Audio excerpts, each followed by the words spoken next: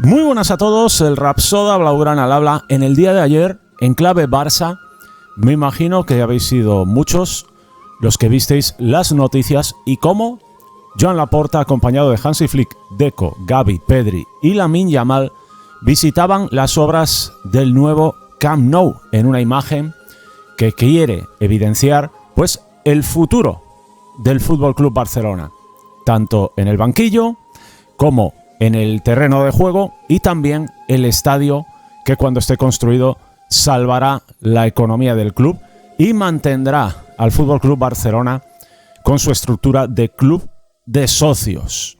Una imagen potente que ha querido transmitir Joan Laporta, acompañado también de una entrevista a Elena Ford, luego la leeré, del diario Marca, que creo que es quien estructura mejor el resumen de la entrevista, en la que deja muy claro que el estadio estará listo, ese 60%, 60.000 personas de aforo, a finales de este 2024. Pero es que además, y no menos importante, pues estáis viendo las imágenes que acompañan a este vídeo, que corresponden al puente de Sanacale, el puente colgante más largo del mundo, construido por la misma empresa que está haciendo el estadio del Barça. La empresa turca Limak, la tan criticada Limak, a la que se busca, a la que se investiga, de la que incluso, pues se analiza hasta el detalle lo que hacen esas subcontratas con sus empleados, etcétera, etcétera, etcétera. Y no las pongo por casualidad, las pongo porque quiero también explicar un poquito el origen, el posible origen de todas estas críticas. Y para ello voy a leer un artículo del Periódico de España de Prensa Ibérica, del día en que se adjudicaron las obras a Limak, para que veáis, para que sepáis contra quiénes se enfrentaba Limak a la hora pues de alzarse con la victoria en ese concurso y adjudicarse las obras. Es decir, vamos a ver quiénes fueron los perdedores, que podrían estar, quién sabe, pues detrás, ¿no?, de todas estas críticas y en cierto modo pues hacérselas pagar, ¿no? Barça, eliges a Limak, te vas a enterar por medio, cómo no, de sus medios de comunicación, de los frikis de turno, de los cantamañanas aquí en YouTube, trolls y demás interesados de la oposición, por supuesto. Yo no me decanto por ni por un lado ni por otro a la hora de la presidencia del Barça. Pero lo que sí quiero dejar claro es lo que pienso. Y evidentemente estoy totalmente convencido de que la adjudicación de Limak sentó como una patada en los cojones a muchísimas compañías poderosísimas aquí en España y que seguro que tienen un peso importantísimo en los medios de comunicación. ¿Recordáis el caso de ese puente, de ese viaducto en la autovía A6, un tramo entre Lugo y La Coruña? Un puente que colapsó después de 20 años de su construcción, una obra que en principio tenía una garantía de más de 100 años, ¿no? Cuando hablé de ese tema, os dije que había investigado quién había construido, quién estaba detrás de esa obra, y que me había quedado perplejo, asistiendo atónito a cómo en cada link que entraba en las noticias de los periódicos más importantes, en otros sí puedes leer perfectamente quién está detrás de la obra, pero en esos no, en los más importantes se habla del accidente, de las posibles causas, etcétera, etcétera, se informa de lo que ha pasado, pero se cuidan mucho de no nombrar de ninguna de las maneras a las constructoras detrás pues de este desastre arquitectónico, al fin y al cabo. Como acabo de decir, algunos periódicos de ideologías políticas de izquierdas, pudiendo ser considerados como no se hagas casos a esos radicales, no sé qué, no sé cuánto. Bueno, esos dan la primera pista. Pero es que también El Confidencial, el que tiene tanto crédito cuando se habla del caso Negreira, pues se atreve a dar el mismo nombre. Y este nombre, curiosamente, aparece entre los candidatos, ¿no? Aparece entre los candidatos que estaban ahí, que se quedaron con la miel en los labios para construir el Espai Barça. Voy a leerlo Voy a leer esa noticia de Prensa Ibérica. Es una noticia de enero de 2023. Ni FCC ni Ferrovial, las dos empresas favoritas que lideraban los consorcios para ganar la construcción del nuevo Camp Nou, se vieron superadas por un semidesconocido grupo familiar turco, presente en negocios muy diversos, desde una cadena de hotel y zumos de fruta hasta cementeras. Bueno, aquí ya te lo ponen ya en plan despectivo. Y que parte del crecimiento de su actividad internacional procede de Rusia, además de estar presente en los países del Golfo Pérsico, los Balcanes, África, Kosovo y Ucrania, donde construyó el metro de Dnipro. Ha habido varias claves que han erigido a Limak como ganadora, según medios cercanos al acuerdo. La más importante, la estrecha relación financiera entre la constructora y el banco de inversión Goldman Sachs, responsable de buscar los 1.500 millones de financiación del nuevo Espai Barça. Una operación que el club azulgrana espera cerrar este primer trimestre. La segunda causa es que Limak se compromete bajo garantías a acometer las obras en 18 meses frente a los 36 meses que prometían los aspirantes españoles. Aquí siembran un mar de dudas, ¿no? Fíjate, zumos, Golfo Pérsico, los Balcanes, África, Kosovo, tal cual, tal. El caso, y esto es opinión mía, es que no me consta que se les haya caído ningún viaducto ni ningún puente. De hecho, estáis viendo el puente que han construido, el más largo del mundo. El más largo del mundo. Para que os hagáis una idea, esas dos torres que sustentan el puente miden cada uno de ellos como la Torre Eiffel. Para que os hagáis una idea, Para que os hagáis una idea de, oye, es que no tienen experiencia en hacer estadios. Esta gente tratándote siempre como ganado, ¿no? Te van a hablar aquí de construir un estadio, la dificultad de construir un estadio. Por favor, mira este puente, chico, mira este puente. ¿Cómo me vas a hablar de la dificultad de construir una puta mierda de estadio al lado de este puente? Pero ellos son así, ¿no? Te tratan como imbécil, como ganado, ¿no? Siempre llevándote a su terreno, ¿no? En el barro. Ahí evidentemente en el barro estás perdido porque se desenvuelven como pez en el agua, ¿no? Para Limak esta será su prueba de fuego en Europa Occidental. Sus construcciones más emblemáticas son el puente suspendido más largo del mundo, 1915 Çanakkale, sobre el mar de Mármara, y la actual construcción del aeropuerto de Estambul, valorado en 22.000 millones de euros y cuya adjudicación estuvo sujeta a diversas investigaciones de corrupción no probadas que implicaban al gobierno presidido por Erdogan. Solo se conoce la construcción de un campo de fútbol en la población de Mersin, de 25.000 espectadores. Bueno, decir del aeropuerto de Estambul, que está considerado como el mejor aeropuerto del mundo y además es el más grande del mundo. También estáis viendo algunas imágenes, por supuesto, del aeropuerto para saber de lo que hablamos, para que os hagáis una idea, Para que os hagáis una idea, el Duty Free, la zona de compras del aeropuerto de Estambul, la del Duty Free, es más grande que Manhattan. Es más grande que Manhattan. Suena fuerte, Pero ellos te dicen que, es que construir un estadio es muy difícil. Es muy difícil. Es muy difícil. O sea que en el Duty Free caben 3 Camp Nous. Pero ellos son así. Ellos son así. Ellos escriben. Oye, para el que lea ahí, toma, traga. Traga, esto es lo que tienes para leer hoy. ¿Vale? Ganado, res. No pienses, hombre, esto es lo que tienes. Lee ahí, res de mierda. Te tratan un poco así, ¿no? Te tratan un poco así. Y es triste. Vamos ahí a los nombres porque ha sonado al principio del artículo FCC y Ferrovial. Pero hay más nombres, hombre, hay más nombres. Vamos a ver. Bueno, esto también lo quiero leer porque es muy importante. Esto también es muy importante. Según el ranking publicado por Engineering News Record, ocupa la posición 50ª, la posición número 50 entre las constructoras mundiales. Las 7 primeras empresas de esta clasificación son chinas. Hostia, yo pensaba que eran españolas, que eran de aquí. Me lo dijo Guijarro, que eran las mejores del mundo. Me lo dicen en la prensa. Nuevamente ganado, res, ganado. Vaya, son chinas, fíjate. Fíjate lo que hay que leer aquí, ¿no?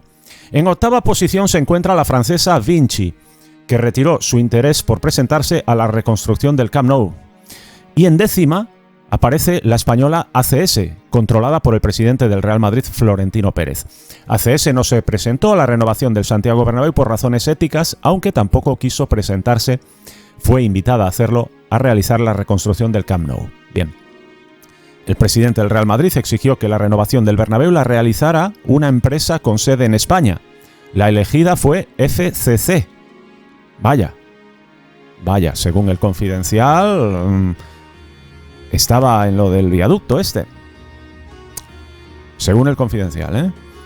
Controlada mayoritariamente por el magnate mexicano Carlos Slim. Slim acudió a salvar financieramente FCC hace 8 años, bla, bla, bla, no sé qué, no sé cuánto, bim, bum, bim, bam. Vamos a ver. Ferrovial, con 18.500 millones de valoración en bolsa, ha sido la otra perdedora del concurso. Acudió junto a Acciona y 4 constructoras catalanas. Atentos. Sorigué, Copcisa, Copisa y Rubau. Vaya, todos estos perdedores. Constructoras catalanas. Economistas de prestigio. Catalanes, algunos. Criticando las obras. ¿Os suena algún nombre por ahí? Alguno que haya aparecido en los medios, alguna eminencia de la economía con nombre y apellido catalán que haya criticado esto, no lo sé. A lo mejor, quién sabe, ¿no? Quién sabe, pero es probable que conozca a alguien de Sorigué, Copcisa, Copisa y Rubau. Por ejemplo, es una suposición mía, aquí ya es pura fantasía mía, ¿eh? Yo ya sabéis que no... para que os informen bien, ya sabéis, tenéis que leer estas gentes, esta gente que te dice que las constructoras españolas son las mejores del mundo. La primera aparece en el número 10 del ranking, pero bueno, tú léeles a ellos que son los mejores y te informan muy bien. Controlada por la familia Del Pino, propietaria del 25% del aeropuerto londinense de Heathrow, un 86% de su negocio es internacional. Plantilla 63.000 personas, 6.000 millones de facturación 2021, bla bla. Ha construido instalaciones deportivas de distinta índole y participó en la última remodelación del Camp Nou en 1997. El testigo, la nueva conexión turca. Así, en enero de 2023, pues nos contaba el periódico de España, Prensa Ibérica, pues cómo, para sorpresa de todos, era Limac la que se llevaba el gato al agua. Ayer pudisteis comprobar esa imagen, la que os comentaba al principio del vídeo, que ilustra el futuro del Barça, ¿no? El futuro económico, el nuevo estadio, el futuro deportivo, Lamine Yamal, Gavi, Pedri, y también en el banquillo con Hansi Flick, ¿no? Y bueno, ojalá Laporta, señal de que nos iría muy bien también en la presidencia. Pero para hablar, habló Elena Fort. Y voy a leer aquí la entrevista que os dije antes, que la voy a leer de Diario Marca. Vamos allá. Sobre el regreso al Spotify Camp Nou. Las obras siguen el plan previsto y estamos en los plazos que nos tocan. Nuestra primera idea era intentar llegar a la fecha icónica del 29 de noviembre, cuando celebraremos nuestro 125 aniversario. Serán unos días más. Aquí ya nos adelanta que no estará, ¿no? Seguramente para el 29 de noviembre, pero solo pues establece la demora en unos días más. Esto es importante, ¿no? Pero a día de hoy podemos afirmar que tendremos el estadio preparado para jugar a finales de año. A la hora de negociar nos aseguramos el compromiso de la constructora en el cumplimiento de los plazos. Y sí, existe una penalización si el 60% del estadio no está terminado antes de final de año. Es una de las muchas cláusulas que existen y si llega el momento tendremos que aplicarla, pero creo que el momento no llegará. Cuando en 2021 entramos en el club vimos que había algunas decisiones que de entrada no nos parecieron las mejores.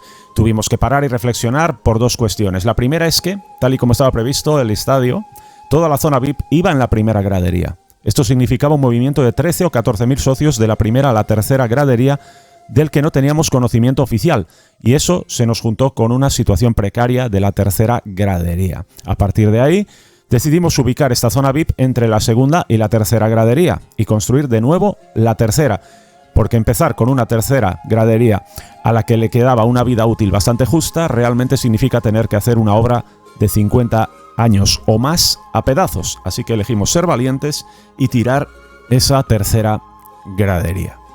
Cuando alguien te deja 1.500 millones de euros, las reuniones son constantes y hay un control externo por parte de los financiadores para que nada se desvíe. En este sentido, la línea que hemos estado siguiendo es fantástica. Ellos están muy contentos y nosotros también. Sobre el IMAC.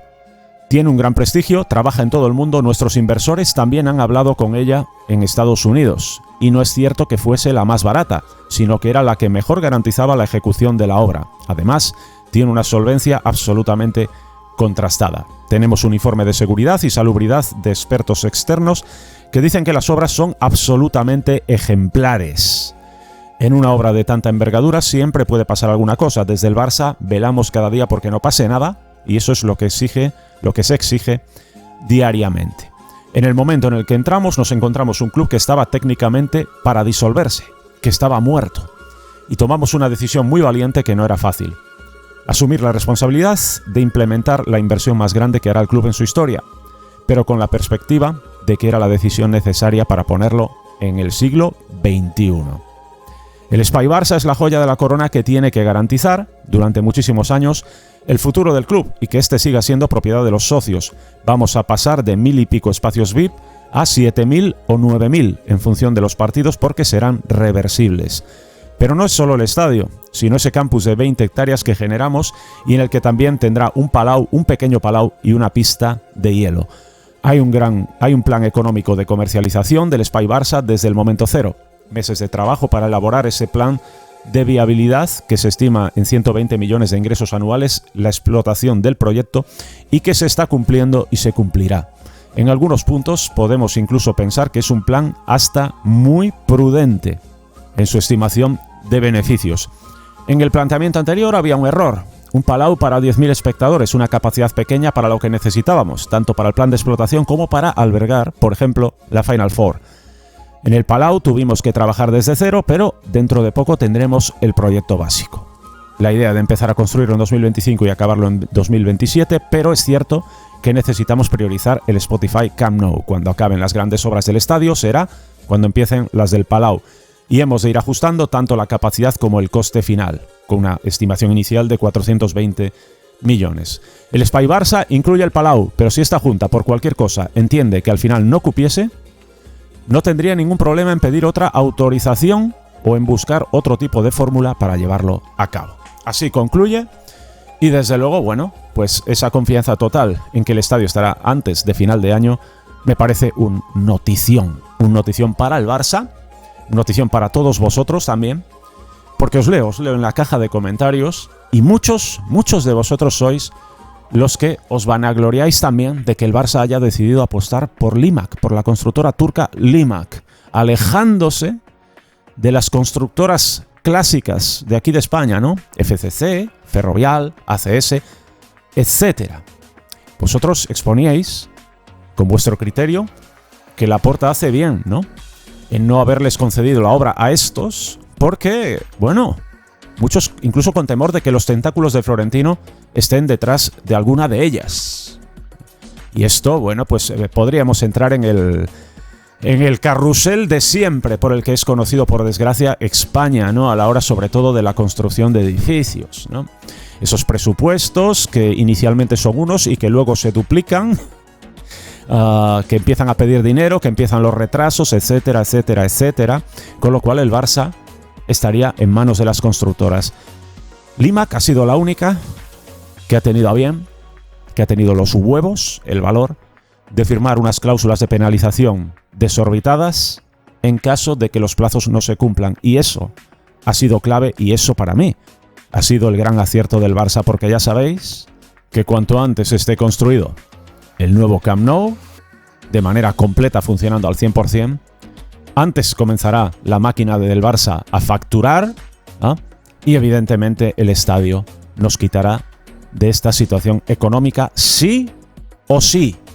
Sí o sí. Limac terminaba la obra en la mitad de tiempo que en los demás, firmó unas cláusulas de penalización que nadie se atrevía ni se atrevería a firmar y además era notablemente más barata que estas constructoras españolas, las mejores del mundo, eso sí, la primera en el ranking 10, en el puesto número 10, ¿eh?